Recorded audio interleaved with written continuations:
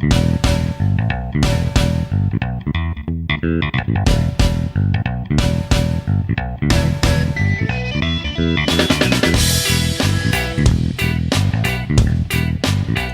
boys and girls, and welcome back. This is show 10 of the Carla and Crappy show for the week 2015 season. Hi, Carla. Hey, how are you? I'm doing great. I am down to the point of the season where I have not one, but 2 whole weeks of not giving a damn for the whole state of Michigan, and that makes me very, very happy. And actually, it also means 2 straight weeks where I get to talk about Ohio State in an official capacity, as opposed to the other times when I managed to sneak them in almost every single show, regardless of what we're talking about. But as we have in the past several weeks, we should start with our rankings for the playoffs. And I believe I went first last week. So Carla, why don't you go ahead and shoot this time? Sure. So the committee, for those that, if you missed it, the committee stayed pat with their top 4. Nothing changed. Everybody stayed in the same order. So the committee went Clemson 1, Ohio State 2, no, Alabama 2. Alabama 2. I'm the idiot who had Ohio State in second place. Actually, yeah, it's 2 and 3. What's the difference, really? Yeah, that's true. So Clemson 1, Alabama 2, Ohio State 3, Notre Dame 4 is the way the committee went. I thought it was really interesting that they did the playoff show last night live from the United Center during that tip-off classic. Mm-hmm. And when Notre Dame was put up as the 4th team, the United Center booed. I would have had it been there. Well, it was crazy. Like, these are a bunch of basketball fans, and like they were all like huddling around, and they put up like Notre Dame, and like you would have thought it was a football game. It was actually kind of funny, and like the desk kind of lost it for a minute. Like, whoa, what just happened? They were putting that up on the big screen in between games. So that was interesting. I'm not sure. My top 4 last week, I was pretty close to the committee, except I had Oklahoma State at 4, and I also had Ohio State and Alabama reversed. I was like you. I had Ohio State at 2, Alabama at 3, because again, it doesn't really matter. Mm-hmm. They're going to play each other. So I would give the benefit of doubt to the undefeated team. Oklahoma State's still undefeated, but gosh, didn't look great. No. And Notre Dame, they won. But again, So I'm down to those, like, that same problem now. Baylor I had in the mix last week, but now Baylor's out of the conversation for me anyway right now at this point. I hate to say this, but we might be the same this week. I think Iowa deserves number 4 right now. Okay. I thought it was really interesting that the committee, Jeff Long, it's the nice thing about having a fiance who's a sports writer. He gets on the conference call after they do it. They announce it on TV. So of course I asked him, like, what was the scuttlebutt of the conference call? What was that? So this guy, sorry, I thought he said something. And so I asked him what the scuttlebutt was on the conference call. And as he did on TV, Jeff Long was pretty adamant about the fact the committee was really sold that Notre Dame is solidly at number 4. That's really interesting. Because to me, I don't see it. I don't see it. I don't see that the strength of schedule is that much more is that much more than Iowa or Oklahoma State, who are unbeaten. I don't get it. Maybe when it comes down to the end of the season and things kind of shake out, then maybe they, but Stanford losing can't help them. Right. So, I don't know. I don't see it, but I'm going to go Iowa this week, number 4. Okay. And the way my picks have gone. Mm-hmm. So, okay. you? Okay. My top 4 are the same as they were a week ago. So we have the same 4 here. And my rationale is the same across the board. Ohio State and Alabama are interchangeable. I think you could that's the difference is what color jersey you're wearing when you play in the semifinal game. And the interesting thing is kind of who's not in. You mentioned Notre Dame. If I look at this list, Notre Dame, Oklahoma State, Oklahoma, Florida, and perhaps even Michigan State all would have an argument for the top spot or a spot if they went out. I think the reality is, and this is borne out by what you said about the conference call. Notre Dame being Notre Dame and having the fan base that Notre Dame does and drawing the TV ratings that Notre Dame does, if Notre Dame wins out, they're and the current top three stays the same. Notre Dame's in, and I think that could be a shame for Oklahoma State, because Oklahoma State can also win out, and that might be the only possibility where one of these other teams that I listed could beat Notre Dame out for the fourth spot. But I don't see it. I think that is reality at this point. If Notre Dame wins its final two, Boston College and Stanford, they're in. I think it is that simple. Everything else remaining the same. And then, if other things happen, then, that's stuff that we can come to. But the real loser in that scenario obviously would be Oklahoma State if they finish the season undefeated. It's a problem for them. It's a problem for the Big 12 for the second year in a row. Yeah. And boy, then how hard does the conference, does Big 12 have to look at a conference title game? Mm-hmm. I bet that's something that could be changed pretty quickly. If they get left out of the playoff for two straight years. So that's what I think. I'm not sure that Notre Dame is the fourth best team in the country, especially when you got two undefeateds that could be ahead of them. But I think that is college football reality, and we're still dealing with little subjective kind of decision making here, and that's going to go in Notre Dame's favor. And the thing is that the team that passed the eyeball test last week was Oklahoma. Mm-hmm. Mm-hmm. I mean, they absolutely passed the eyeball test, but then you go and so all of a sudden Texas plays a role in all of this, and that was a big conversation last night as well, because Notre Dame crushes Texas. Texas somehow miraculously beats Oklahoma. And so now you got that common opponent test, and Texas not playing very good football, as you said last week. And so that's, gosh, is Oklahoma going to be able to overcome? But of course, your Buckeyes did last year. Yes. If the cards fall as they do, there has been a precedent set, to put Oklahoma. But will Oklahoma jump a Notre Dame team that could potentially win out? Mm-hmm. I think you're right. I don't think so. And Ohio State had an advantage that Oklahoma does not have, and that is that they have a nationally televised conference championship game. Yep. They're playing. I think they're playing against one other game going on at that point. So everybody's watching, and Ohio State came out and had a pretty good game, and that was the game. There is no question that title game against Wisconsin was what got Ohio State into the playoff. And Oklahoma, even if they win out the regular season, they don't have that showcase. That's a real problem for the Big 12, and it could prove to be the thing that keeps them out of the playoff again this time around. We have three good-looking games. We're going to start 3:30 p.m. on Saturday. I will be sitting in Ohio Stadium. It's senior day. It's all the other fun stuff, and it's the game number one in Michigan hate half month. I guess we can call it that. Number 9 Michigan State at number 3 Ohio State. Ohio State is a 13-point favorite. I obviously have a few things to say, but Carla, what do you think? Yeah, I would say I actually probably don't have a lot more to weigh in on this conversation than you've. I'm sure you've got this game. You've been salivating for these last 2 weeks for the entire season. because we haven't talked about your Buckeyes all year. Because let's be frank, they haven't played anybody. Right. Which is another interesting thing about the committee. The committee won't put a Big 12 team in because they're like, well, they haven't played anybody yet. So Ohio State's just kind of getting the benefit of the doubt. It's an interesting argument, Don't care. Being applied unequally, and Ohio State should be in the top 4. I'm not arguing that, but it's just like, where's the committee's logic there? I don't buy that argument. Actually, it's a tough thing to justify. I'm sure if I tried hard enough that I could personally, but you're right. You're right. There's nothing on the resume yet to put them on, other than the fact they're the defending national champions, and that's something. And most of the roster returning, so I get it, but this is the first time we really get to see Ohio State play nationally ranked competition, and I think this game could not have been timed any better for Ohio State. This is a Michigan State team that started the year, and it was kind of like we talked in the early part of the year that I was flipping a coin between Ohio State and Michigan State, because I was like, these teams both look really good.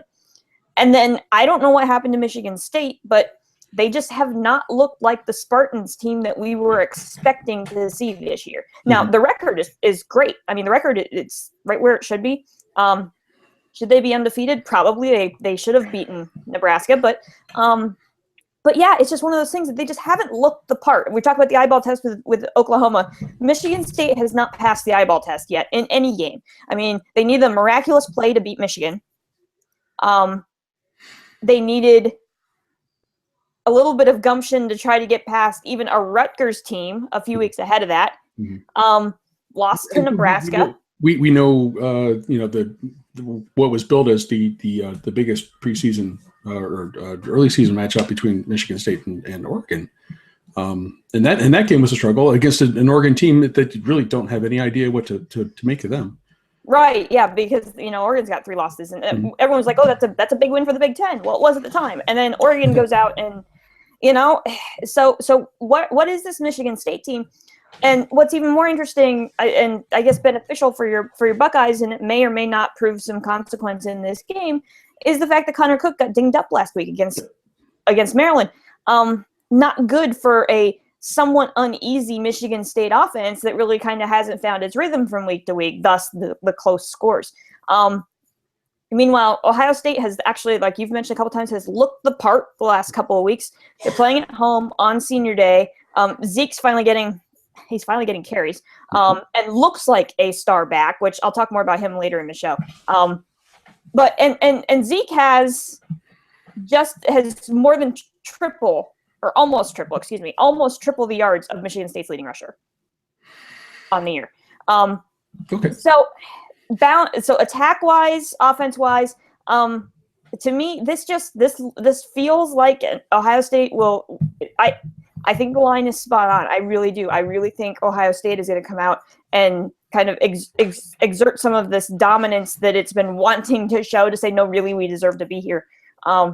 The problem with that is that if they exert too much this week, will they kind of lull? I mean, and I know it's a rivalry game going into next week, but still, you got to wonder a little bit, like, don't run all the horses this week. You got one more, right? But I really do. I think Ohio State wins this game, and I think you'll be feeling pretty comfortable late in the fourth quarter. Okay, I'll take that. I agree with you, and actually, except for the thing about maybe not having enough left for Michigan. I actually, if there's going to be a week to week kind of carryover thing, I think that might actually be a situation where you don't take Michigan State quite as seriously as you should, in favor of looking at Michigan, in favor of Harbaugh and all the other stuff. But I really don't think that's going to be a problem in either case. And I agree. I look at this. The first thing I look at, I haven't really dived into Ohio State's statistics for the show because, like you said, we haven't, since the first week of the season, we haven't picked a game that they played. Number 2 in the country in scoring defense, giving up under 13 points or under 14 points a game.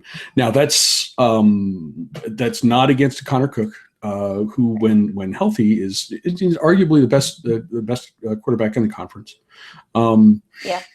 And then so you look at that. You also think about the fact that Ohio State's offense, which hasn't always looked as it should this year, is playing against a Michigan State defense that is not what it was a year ago.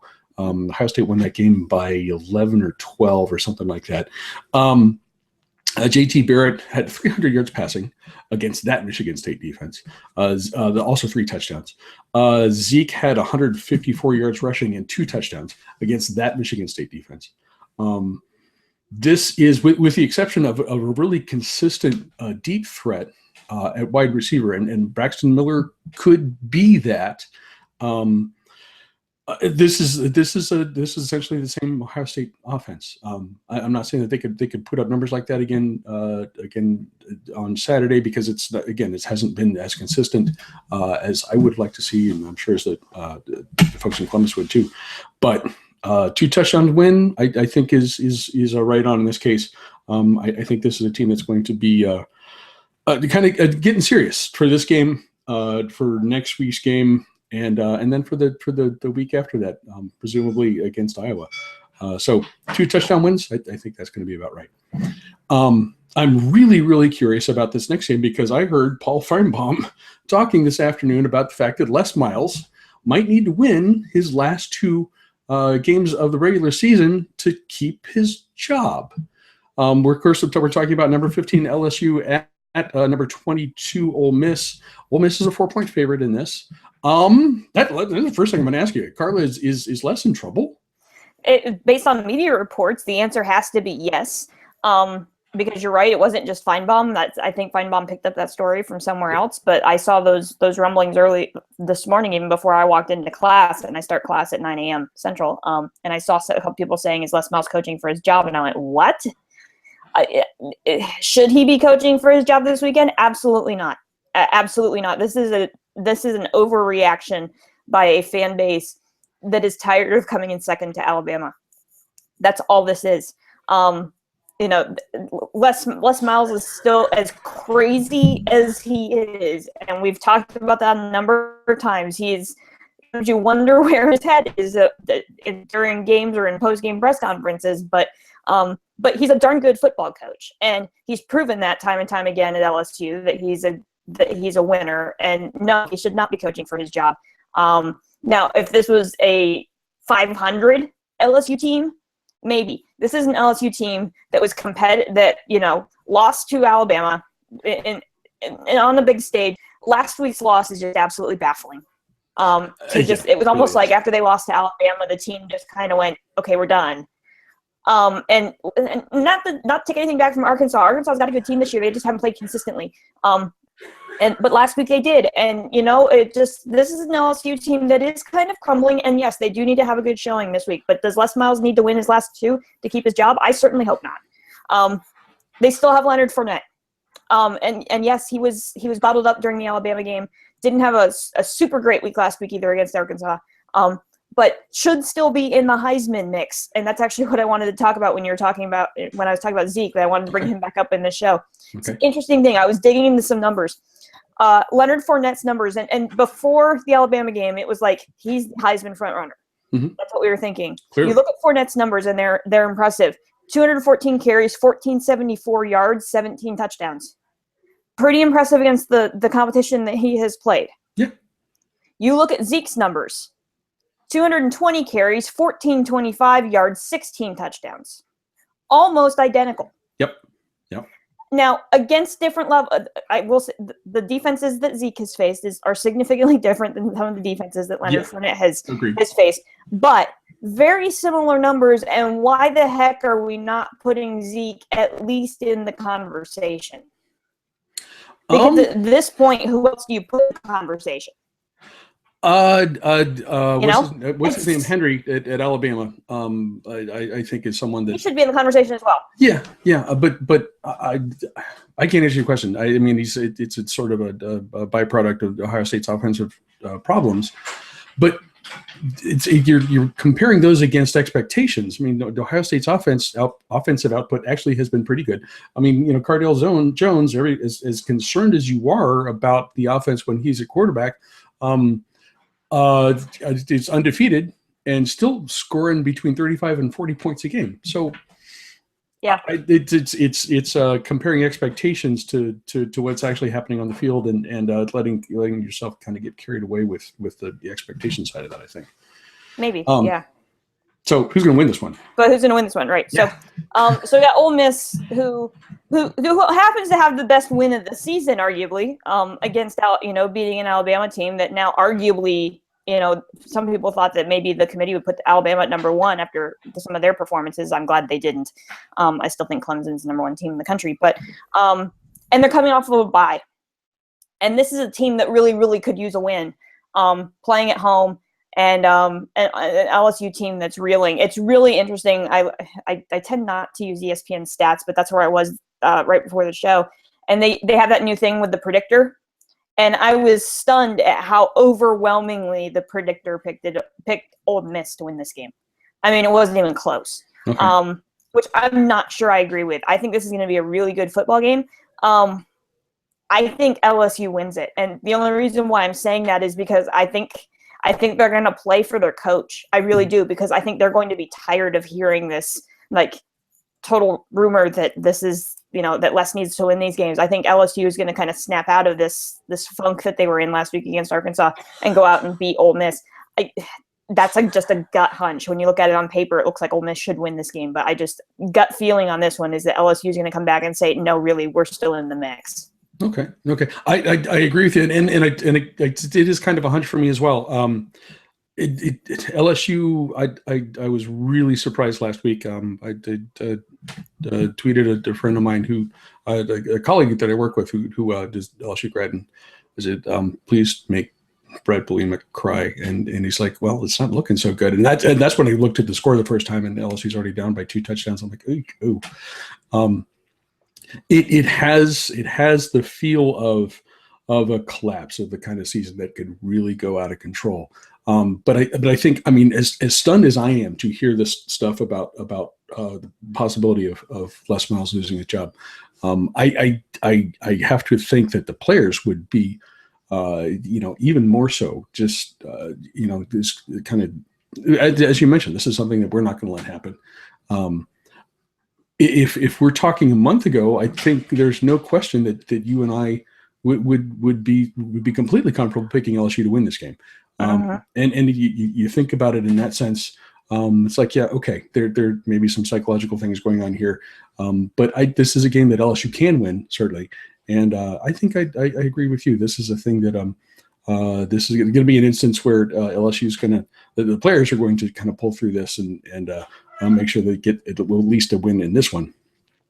Final game of the week, number 10 Baylor at number 6 Oklahoma State, and Oklahoma State's kind of my greatest variable in the last part of the playoffs here. This would be a fun game because ain't nobody playing defense. Well, Oklahoma State might be playing a little bit, but we'll see how that goes. What do you think? A little bit, yeah. No, this is welcome to the wild and wacky Big 12 because that was kind of the way this all set up, was that the Big 12 was backloaded and that they were all going to be playing each other in the last 3 weeks of the season. Baylor, not impressive last week against Oklahoma. They hung with them early in the game, but then just kind of folded in the second half. And Oklahoma looked the part. Like I said before, Oklahoma really did look like they should have been the unbeaten team in that game. Oklahoma State didn't look great last week. And TCU now has essentially played itself out. That and they've got too many injuries now. Now that they released today that Josh Dotson really is hurt, wrist injury, and he's done for the year. And I just don't think, I think that's too much for TCU to overcome with a backup quarterback and their top receiver being out with a wrist injury. Really sorry. You really wanted this to play out with 4 teams kind of fighting to the end. So you feel bad that 2 injuries are going to kind of knock TCU out. And hey, they may prove us wrong. Happened in Big 12, right? Yes.